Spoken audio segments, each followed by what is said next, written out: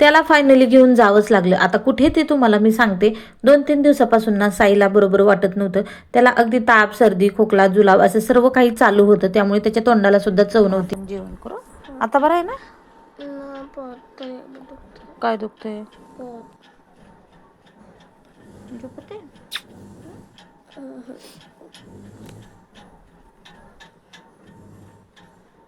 बरं वाटत नसल्यामुळे त्याला झोप सुद्धा लागत नव्हती. पोट दुखत होतं असं त्याचं चालू होतं.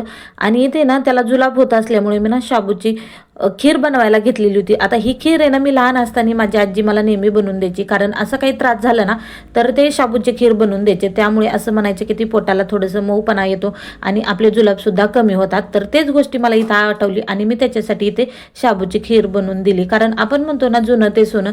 पहिल्या लोकांना ह्या सर्व गोष्टी माहिती होत्या आणि ते लोक हे करायचे. त्याचा फरक सुद्धा भरपूर सारा असायचा.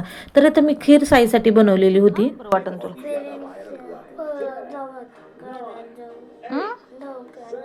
जायचं ना पप्पा आल्या दवाखान्यात जाऊ आपण. बरं जाऊ. हे कर खीर घे खाऊन. खीर तर त्याने काही खाल्लीच नाही. पण उलटी आणि जुलाब दोन्ही होत असल्यामुळे त्याला घरगुती उपाय म्हणून मी ना त्याला थोडंसं लिंबू सरबत पुरवून दिलं. कारण जेव्हा पण उलटी आणि जुलाब होत असतील ना तेव्हा लिंबू सरबत दिल्याने आपल्या शरीरामध्ये पाण्याचं जे मेंटेन असतं ना ते राहतं. त्यामुळे त्यांना मी त्याला थोडंसं लिंबू सरबत करून दिलं. पण त्याला बरं वाटत नव्हतं. अगदी थकला होता. म्हणून त्याला लगेच हॉस्पिटलमध्ये दाखवण्यासाठी आम्ही घेऊन चाललेलो होतो. पण आज रविवार होता आणि रविवारी सर्व दवाखाने बंद असतात. तरीही एका ठिकाणी विचारलं आणि तो दवाखाना उघडा आहे बोलल्यानंतर आम्ही लगेच तिथे दाखवून घ्यायला निघालो. तर संध्याकाळी 6:30-6:45 आम्ही घराबाहेर पडलेलो होतो.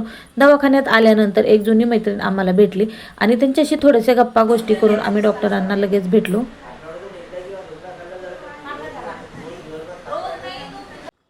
डॉक्टरांनी त्याला बाहेरचं काहीच खायचं नाही असं सगळं स्ट्रिक्टली वॉर्निंग दिली. नंतर दवाखाना केला, गोळ्या औषधं घेतली आणि आम्ही लगेच घरी आलो. घरी आल्यानंतर त्याला गोळ्या खायला दिल्या. तर गोळी काय आम्हाला खाता येत नाही आणि औषध पिताना आम्हाला लगेच उलटी होते.